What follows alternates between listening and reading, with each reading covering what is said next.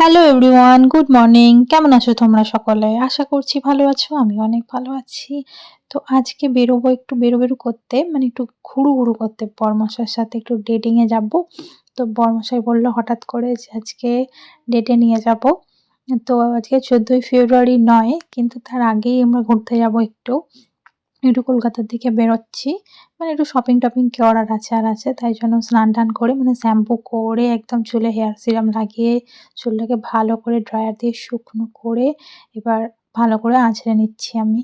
তো দেখতে থাকো তোমরা। এর পরপর অনেক কিছুই তোমাদের সাথে শেয়ার করব যে কোথায় গেলাম, কি কিনলাম। তো চুলটা আমার ভালোভাবে আঁচড়ানো হয়ে গেছে। দেখতেই পাচ্ছ। তো এরপর পালা হচ্ছে সিঁদুর পরে নেওয়ার। আর সিঁদুর পরতে গেলে তো চুলটা বেঁধে নিতেই হবে। চুল বেঁধে তারপরেই সিঁদুরটা পরতে হবে।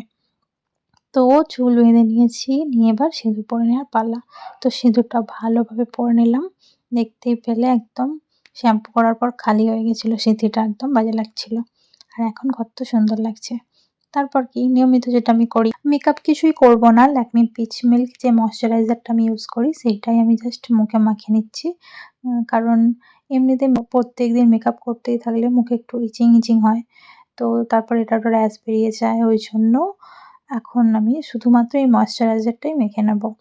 এরপর ময়েশ্চারাইজার মাখার পর কোনো রকম কিছু না মেখে চোখে জাস্ট হালকা করে আমি একটু আইশ্যাডো দেব। কারণ একদম নাহলে ফাঁকা লাগছে, তো আইশ্যাডোটা দিয়ে নেব। তো চলো, যেহেতু আমি পার্পল কালারের জামা পরেছি তাই হালকা পার্পল কালারের আইশ্যাডোটাই আমি দিয়ে নিচ্ছি চোখে। তো আইশ্যাডোটা দেখতে পেলে আমি আর ব্লেন্ডার বা কোনো রকম ব্রাশ দিয়ে দিচ্ছি না, আমি জাস্ট আঙুলে করে হাতে করেই দিয়ে দিচ্ছি। তো এরপর লিপস্টিক লাগিয়ে নেওয়ার পালা। একদম পাতি সিম্পলি মেকআপ, কোনো রকম মানে মেকআপ অথচ without makeup, no makeup look. আর কি বলতো বন্ধুরা, সবসময় আয়না দেখে এগুলো করা অভ্যাস।